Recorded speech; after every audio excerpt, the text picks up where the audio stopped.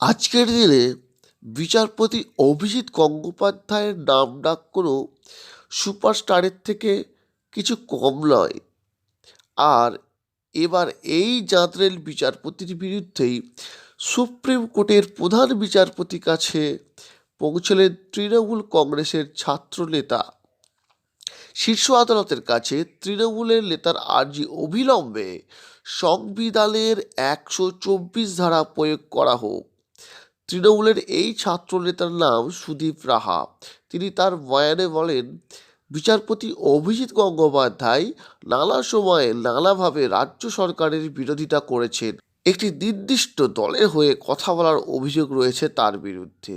এদিকে বিচারপতি গঙ্গোপাধ্যায় বলেছেন, রাজ্য সরকার কতদিন এভাবে মামলা চালিয়ে যান দেখব।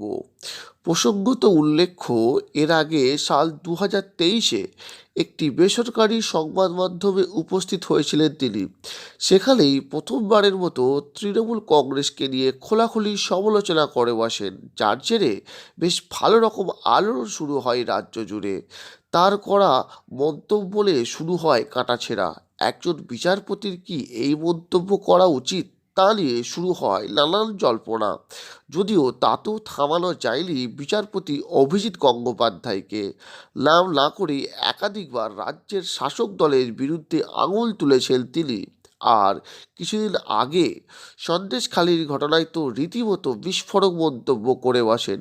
নিজের এজলাসে বসে কেন্দ্রীয় বাহিনীকে গুলি চালানোর কথাও বলেন। ঠাড়ে ঠাড়ে বুঝিয়ে দেন তিনি রাষ্ট্রপতি শাসন জারি করার পক্ষপাতী। এদিন শীর্ষ আদালতে সুদীপ রাহার নির্দিষ্ট অভিযোগ ছিল যে বিচারপতি গঙ্গোপাধ্যায় এক নির্দিষ্ট দলের হয়েই গলা ফাটান এবং এটা পুরোটাই তিনি পরিকল্পনা করেই করেন বলে দাবি তার। একজন বিচারপতি হিসাবে এটা কখনোই উচিত নয় বলে দাবি করেছেন তিনি।